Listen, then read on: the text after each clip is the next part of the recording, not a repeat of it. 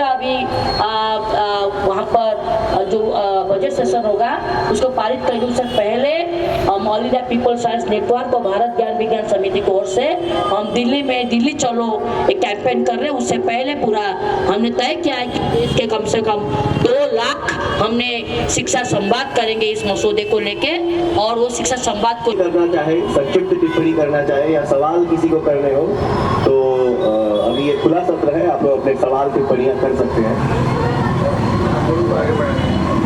आगे तक फैलेगी तो उस लड़ाई के अंदर जब टीचर्स अपने साथ हो जाएंगे तो अपन पूरे हिंदुस्तान के अंदर उसको लड़ सकते हैं। वैसे शिक्षा का भगवाकरण तो ये कर ही चुके हैं, हिस्ट्री को चेंज कर रहे हैं और जगह जगह जो क्लासों के अंदर ये जो चैप्टर है वो हटा दिए गए हैं, तो ये ऑलरेडी ये तो हो चुका है। जब करेंगे और अपने देश के अंदर बाहर वालों को ढूंढेंगे और बाहर वाले जो अपील करेंगे उनको लाएंगे, आधार तो एक होगा ना।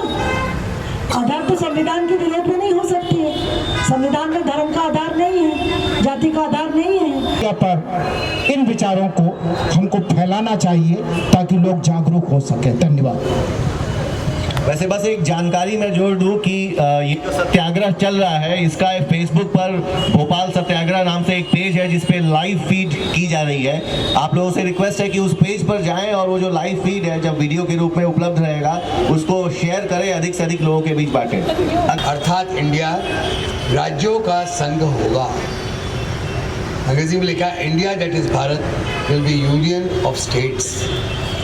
उसके पूरी आत्मा, उसके पूरे मतलब का ये उल्लंघन की नीति करने वाली है, क्योंकि जो अधिकार आज राज्य सरकारों के पास है शिक्षा के क्षेत्र में वो सब छिन जाएगा।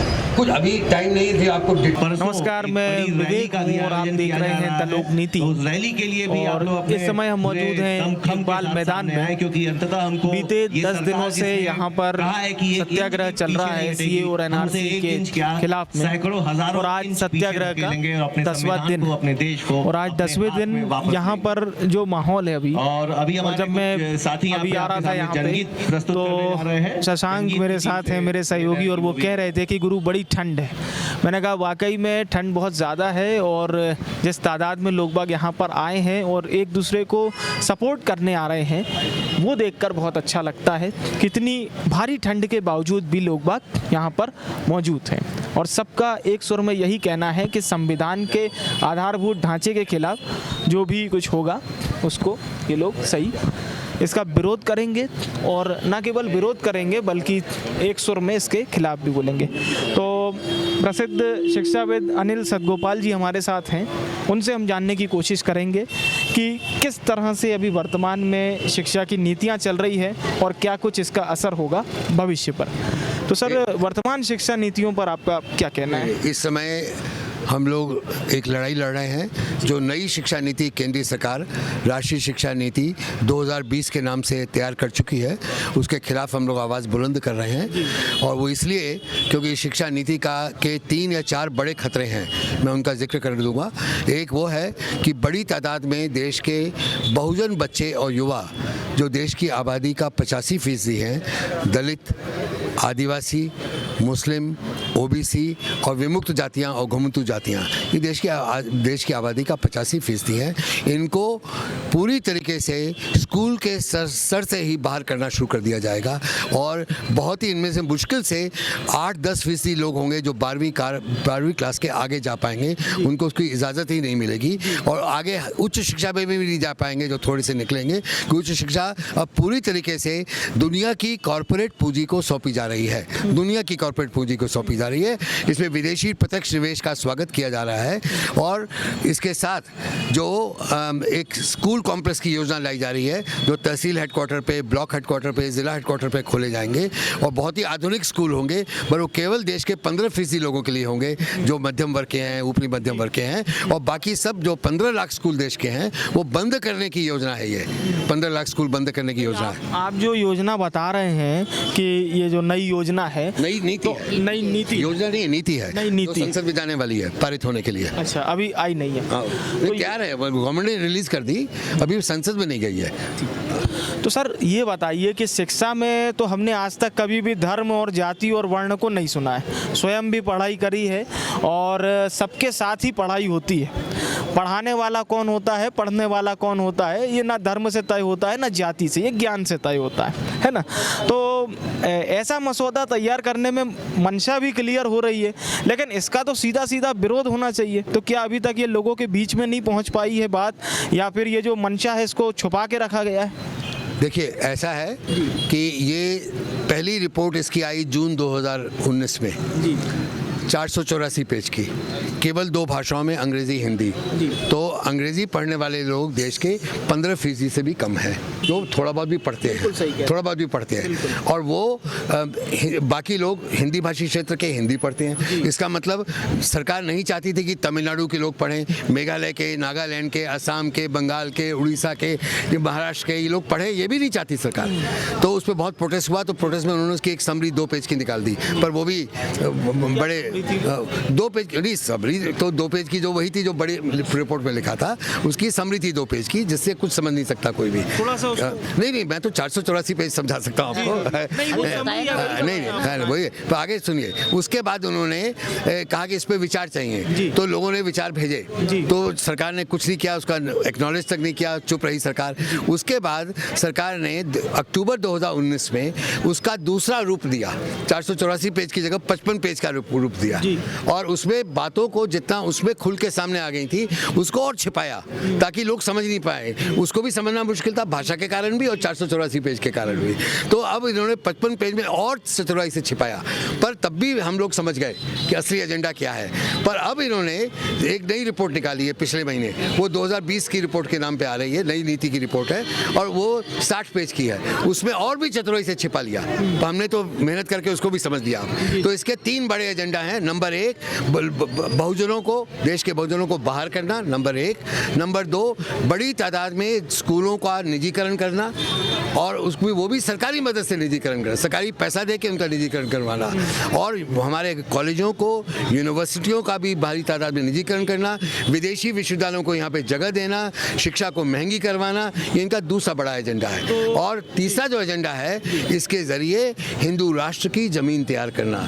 इसमें ये इंतजाम किया गया है किस तरीके से आरएसएस के केडर, इसमें वॉलंटियर के नाम पे, सामाजिक कार्यकर्ताओं के नाम पे, स्थानीय प्रतिष्ठित व्यक्तियों के नाम पर, और वाइस चांसलर के ऊपर एक बोर्ड ऑफ गवर्नर होगा, हर यूनिवर्सिटी के वाइस चांसलर के ऊपर बोर्ड ऑफ गवर्नर के एक्सपर्टों के नाम पर, नाना प्रकार से इसमें इंतजाम किए गए हैं किस तरीके से आरएसएस के केडर को अब जनता के पैसों से पोषित किया जाए, उसको जिंदा किया जाए और चलाया जाए। इस पर आशा मिश्रा जी मेरे बगल में खड़ी है, और ये भारत ज्ञान विज्ञान समिति की हैं, ये भी कुछ कह देगी। बिल्कुल। और आशा मिश्रा जी को हमने, आप सुन भी चुके होंगे, जब बोर्ड ऑफिस पर सीए, एनआरसी और जेएनयू में जो छात्रों छात्राओं को जिस तरह से मारा गया था, एक गुंडागर्दी कहते हैं उसे सामान्य भाषा में, उस पर भी आपने इनके विचार सुने थे। प्रसिद्ध शिक्षाविद अनिल जी को भी आपने सुना। आशा जी से पहले तो ये जानना चाहते हैं, आशा जी, इतनी ठंडी के बावजूद भी यहाँ पर, मतलब अभी मैं आ रहा था तो शशांक मुझसे कह रहा था कि गुरु बहुत ठंड है, और हाथ कँप रहे हैं मेरे, 10-12 डिग्री सेल्सियस हो रहा है। और कैसे लोग बाग, मतलब कुछ ठंड नहीं लग रही क्या यहाँ पे लोगों को? वो शाहीन बाग में लोग बैठे हुए हैं, बारिश हो रही है, हट नहीं रहे, ये कौन सा जज्बा है?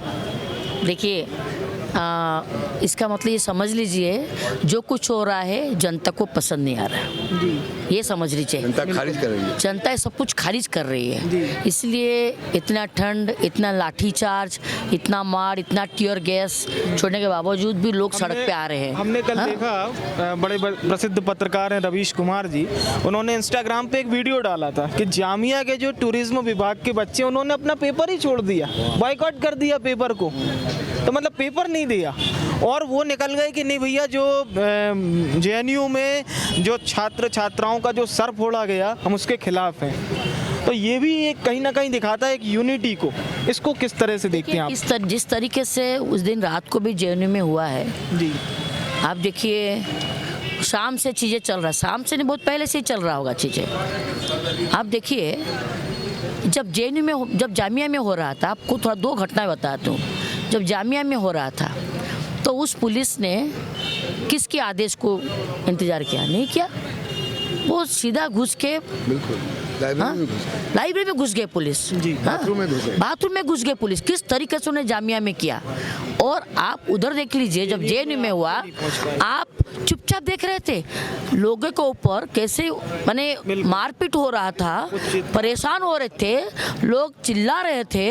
हाँ, तभी पुलिस किसकी कौन से आदेश के इंतजार कर रही थी। इससे समझ में आता है कि हमारा पुलिस ने, उस पुलिस की दोष नहीं है, उस तंत्र की दोष है।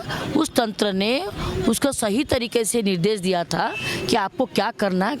एक वाइस चांसलर का एक वीडियो हमने वायरल हुआ है, उन्होंने क्या कहा था, वो कहा था कि आप कर लो, हम देख लेंगे।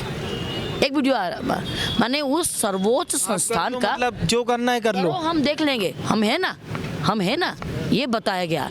आप बताइए, जिस जहाँ जो इस शिक्षण संस्थान की ये हालत है, इसका मतलब होता है कि हमारा जो देश को जो चलाते हैं, जो प्रधानमंत्री है और पूरा सरकार है, उनका क्या सोच आप समझ में आता है कि वो शिक्षण संस्थान में लगातार जिस तरीके से हो रहा है और बच्चों के ऊपर अत्याचार, जिन बच्चों को पढ़ना चाहिए और हमारे सरकार को गर्व होना चाहिए कि ये बच्चे पढ़ेंगे, हमारा और अच्छा होगा तो हमारा देश का नाम बढ़ेगा।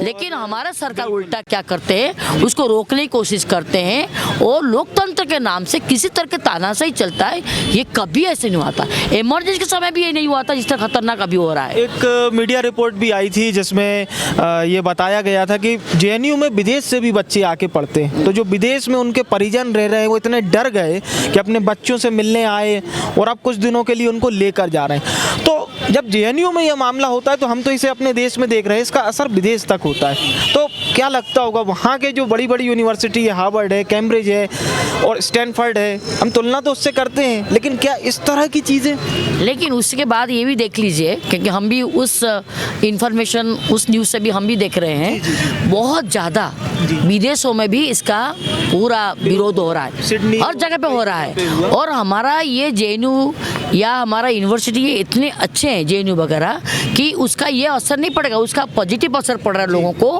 कि इतना अच्छा शिक्षण संस्थान में इन बच्चों को ऐसा शिक्षण दिया गया है, ये बच्चे आज सड़क पे स्ट्रगल में हैं। ये एक मैसेज जा रहा है पूरा देश में और दुनिया स्तर पे भी इसकी बुराई हो रही है हमारा सरकार की। जी, मैं गांव के लोगों से जब बात करता हूं तो एक आम धारणा है, वो लोग कहते हैं जेएनयू जो है वो एक अड्डा बन गया है, अड्डा ऐसा बन गया है कि वहाँ पढ़ाई नहीं होती और फिर उनको समझाना बड़ा मुश्किल होता है। वो लोग मान लेते हैं कि नहीं, जेएनयू जो है वो वहाँ पर देशद्रोही और यही सब हरकतें होती हैं। तो उन लोगों को किस तरह से आप कुछ मैसेज देना चाहेंगे? उनको तो ये उनके अंदर भरा गया है ये चीज़। सुनो, ये भराया गया है, ये बात की जाती है। आप किसी से ही बात कर लीजिए, आजकल जेएनयू का जो पोस्ट आता है हम और उस पर लिखते हैं तो 10 ऐसे ही लोग, हाँ, जो अपने आप को बहुत ही देश प्रेमी समझते हैं, वो ये लिखते हैं कि वो अड्डा है। तो इस तरीके से माहौल बनाया जा रहा है, गलत प्रचार भी किया जा रहा है जेएनयू के ऊपर। देखिए, जहाँ पर काम होगा, जहाँ पर स्ट्रगल होगा, वहाँ पर ऐसी बातें की जाएगी। तो ये जानबूझ के ऐसे किया जा रहा है। लेकिन बहुत से लोग, आप उसको देख लीजिए ना, आप देखिए कि आज तक थके नहीं लोग। हर स्तर पे, हर समुदाय से लोग जेएनयू के प्रोटेस्ट में आ रहे हैं, न केवल दिल्ली के लोग, बाहर से भी लोग जा रहे हैं जेएनयू के सपोर्ट के लिए। कहाँ से हो रहा है आप देखिए, आप इसको क्यों नहीं देखिए, जानबूझ के ये प्रोपेगेंडा है। और देखिए मीडिया भी बिका हुए है, मीडिया भी उनके ये सेटिंग मीडिया है, ऐसे माहौल जानबूझ के प्रचारित की जाती है ताकि स्ट्रगल को कम किया जाए, संघर्ष में लोग नहीं आए और वो एक थ्रेटनिंग पैदा की जाती है कि लोग नहीं आए। लेकिन इससे कोई होने वाला नहीं है। लोग बराबर से इसके विरोध में अपने आवाज़ उठाएंगे, इसको होने नहीं देंगे। जिस तरीके से एनआरसी और सीए को लेके कर रहे हैं, उस तरह के शिक्षा को लेके भी हम लोगों ने तय किया, हम इसको पॉलिसी को आने नहीं देंगे, केवल मीडिया में नहीं बल्कि जनता के बीच में। जनता को आप हमेशा इल्यूजन में रखते हो, कन्फ्यूजन में रखते हो, आप कुछ बताते नहीं हो। जनता के बीच में जब जाएगा, जनता जरूर आपके साथ आएगी। तो हमारा संघर्ष का जो तरीका है, हमने जो प्लान किया है, योजना बनाई है, गाँव में डायलॉग करके आएंगे, संवाद करेंगे लोगों के साथ इस मसौदा को लेके, ताकि वो जो माँ बाप के बच्चे, जो बच्चे इस पॉलिसी से पूरा दूर होंगे, लगभग 85% बच्चे पूरा शिक्षा से अलग हो जाएंगे। उन जनता के बीच में हम जाएंगे, उनको इस संघर्ष में लाएंगे और कोशिश करेंगे, हमारा पूरा ये रहेगा कि इस पॉलिसी को हम इसको आने नहीं दिया जाए। बिल्कुल जी जी नहीं सर, मेरा आपसे एक बहुत मतलब महत्वपूर्ण सवाल था और फिर मैं आपके भी 2 शब्द चाहूँगा कि बहुत बार लोग बाग जिंगोइज़म और नेशनलिज़म को समझ नहीं पाते। तो मैंने काफ़ी पढ़ा, मेरे को लगता है जिंगोइज़म और नेशनलिज़म ये दोनों के आड़ में जो एक राजनीति परोसी जा रही है, इसको एक आम आदमी कैसे समझेगा? ये जो अभी राष्ट्रीय शिक्षा नीति 2020 की संसद में जाने वाली है, मैं इसी के उदाहरण से इस बात को साफ कर दूंगा, आपके सवाल का जवाब दे दूंगा।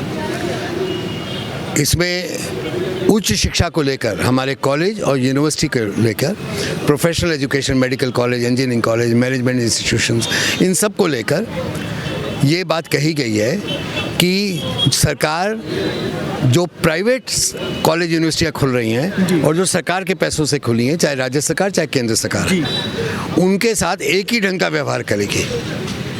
अगर प्राइवेट संस्थानों को, अगर सरकारी यूनिवर्सिटी और कॉलेज को सरकार कोई ग्रांट देगी तो वो ग्रांट अब प्राइवेट वालों को भी देगी, कोई फ़र्क नहीं करेगी। हाँ, यानी अगर हमारे बरकुतरा विश्वविद्यालय को केंद्र सरकार लाइब्रेरी को सुधारने के लिए 10 लाख रुपए का ग्रांट देती है, तो यहाँ के जो और प्राइवेट यूनिवर्सिटियाँ खुल गई हैं उनको भी देना पड़ेगा। इसका मतलब ये है, ये क्यों किया गया है? क्योंकि ये वर्ल्ड ट्रेड ऑर्गेनाइजेशन WTO, विश्व व्यापार संगठन का हुक्म है भारत सरकार को। ये सरकार जो अपने को बढ़ चढ़ के राष्ट्रवादी बोलती है, बाकियों को देशद्रोही बोलती है, और अपने को राष्ट्रवादी बोलती है, अपने को देशभक्त बोलती है, बाकियों पे देशद्रोह का लेबल लगाती है, वो सरकार आज विश्व व्यापार संगठन के हुक्म पर एक नई शिक्षा नीति का निर्माण कर रही है। ये कौन सा इनका राष्ट्रवाद है, कौन सी इनकी देशभक्ति है, ये हमारा सवाल है। ये है जिंगोइज्म।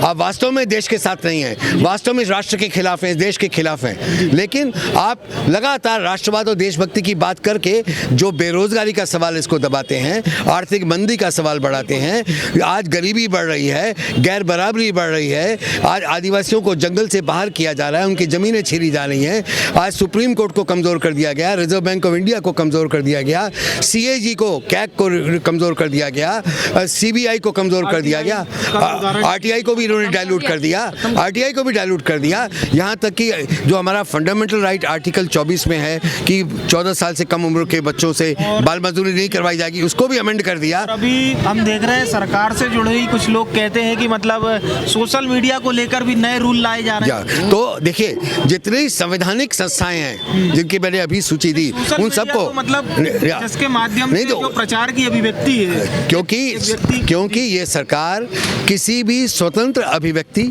आवाज, देश के पक्ष की आवाज, जनता के पक्ष की आवाज से ये डरती है। ये मैं इसी बात से आपको JNU की बात बताना चाहता हूँ। JNU से क्यों डरती है सरकार, ये सवाल पूछने की जरूरत है। क्यों JNU के खिलाफ लगातार प्रोपेगेंडा करती है, क्यों JNU के नाम पे टुकड़े टुकड़े गैंग का लेबल चिपकाती है, ये क्यों करती है? इसकी वजह है JNU और ऐसे और भी विश्वविद्यालय हैं देश में, हैदराबाद सेंट्रल यूनिवर्सिटी भी ऐसा ही विश्वविद्यालय है, अलीगढ़ मुस्लिम यूनिवर्सिटी भी है, जामिया भी है।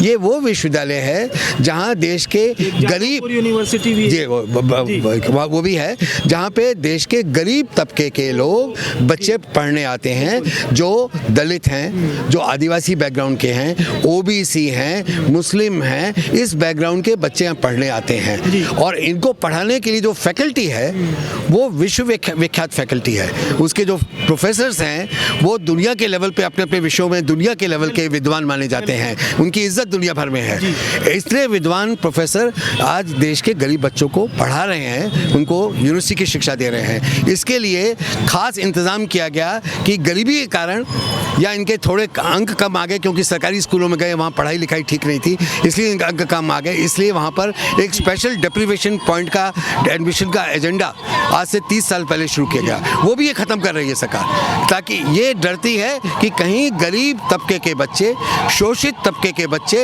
ये ना समझ जाएंगे उनका शोषण क्यों हो रहा है, उनकी गरीबी क्यों है, समझ न जाएं। अगर समझ जाएंगे तो ये रोहित वेमुला बन जाएंगे, ये कन्हैया कुमार बन जाएंगे, ये उमर खालिद बन जाएंगे। इसलिए डरी हुई है JNU से। तो ये थे हमारे साथ प्रसिद्ध शिक्षाविद अनिल सतगोपाल जी और आशा मिश्रा जी, जिन्होंने साफ तौर पर सरकार के अभी चल रहे एजेंडे, नीतियाँ और भी कई महत्वपूर्ण विषय, जिस तरीके से नेशनलिज्म वर्सेस जिंगोइज्म की एक पूरी लड़ाई होती है, ये हम देखते हैं कि किस तरह से जेएनयू को सरकार देश विरोधी गतिविधियों का अड्डा बताती है। इस पर आपने सारी चीज़ें जानने की कोशिश करी और न केवल सर ने और मैडम ने जिस तरीके से एक एक चीज़ों को काफ़ी आसान भाषा में समझाया, मैं समझता हूँ कि इससे आप सारे बिंदुओं को न केवल समझ पाए होंगे बल्कि सरकार की उन बातों को भी आपको समझ में आ रही होगी जो सरकार बताती तो नहीं है लेकिन दिख सबको जाता है। बहरहाल 10 डिग्री सेल्सियस से भी अब धीरे धीरे पारा यहाँ पर कम होता जा रहा है, लेकिन यहाँ के लोगों में आप ऊर्जा कम नहीं देखेंगे। और आज 10वां दिन है, अभी 8:40 हो रहा है और यहाँ पर प्रोटेस्ट जारी है। लोगों का आना भी शुरू हो चुका है, छात्र आ रहे हैं, लोग बाग आ रहे हैं, समाज सेवी आ रहे हैं और ये कार्यक्रम और ये सत्याग्रह सबका हो चुका है। यहाँ कोई धर्म नहीं है, कोई जाति नहीं है, तो बांटने का सवाल तो उठता ही नहीं है। बहरहाल इस कार्यक्रम के माध्यम से अन्य लोगों से भी आपकी बात करवाएंगे और आप तक लगातार खबरें पहुंचाते रहेंगे।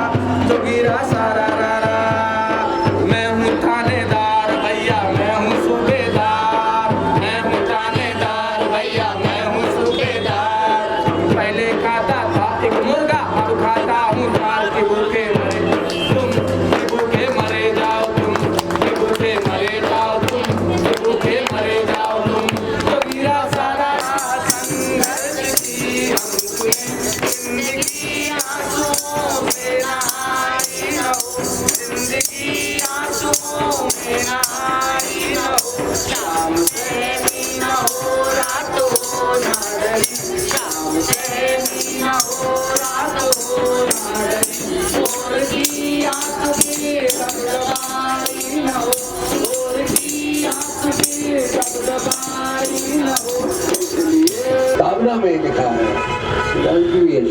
यहाँ लिखा है, वही नहीं है। सुंदर सुंदर कविताएं और चित्रों के साथ कविताएं पढ़ के सुना देंगे, वो बच्चे को बच्ची को जिंदगी भर याद रहेगा कि बाबरी मस्जिद देश हित में गिराई गई। फिर बताया जाएगा वहाँ इतने हिंदुओं को मारा गया। छोड़ देना, उन्होंने उनके दिमाग में नहीं है, उनका प्रोपेगेंडा, उनका एजेंडा है इनको इनके लिए शिक्षा नहीं करना। इसलिए उन्होंने उस पॉलिसी, एजुकेशन पॉलिसी खास करके एक पॉलिटिकल डॉक्यूमेंट होता है, एक विजन तय करता है। इस डॉक्यूमेंट में क्या था? तीसरा जो हमारा 1992 तीनों पॉलिसी को उन्होंने कहीं नहीं देखा, कहीं उसके बारे में कोई उसका उल्लेख नहीं है। लगातार भारी ठंड के बावजूद भी ये कार्यक्रम यहाँ पर अब पूरी तरह से चल रहा है और अब संगीत गीत के माध्यम से सब एक दूसरे को जोड़ के बनाए रखने के लिए ये पूरा मजमा लगा हुआ है। रात भर यहाँ पर इसी तरह से ये पूरा सत्याग्रह, रात भर यहाँ पर इसी तरह से सत्याग्रह चलेगा। बाएं तरफ आप लोग देख रहे हैं जहाँ सेकने का, हाथ तापने की व्यवस्था है और यहाँ पर भारी ठंड के बावजूद भी आपको काफी लोग दिखाई दे रहे हैं। और ये सभी लोग इसीलिए हैं कि जो कानून की विधा है और जिस तरीके का कानून लाया गया है उसके लिए यहाँ पर शांतिपूर्ण प्रदर्शन चल रहा है, क्योंकि सत्याग्रह है और आज 10वां दिन है इस सत्याग्रह का। देखते हैं कब तक भोपाल का ये सत्याग्रह इसी तरह से चलता रहेगा। बहरहाल भोपाल से कैमरा पर्सन शशांक तिवारी के साथ विवेक पांडे की रिपोर्ट द लोक नीति के लिए।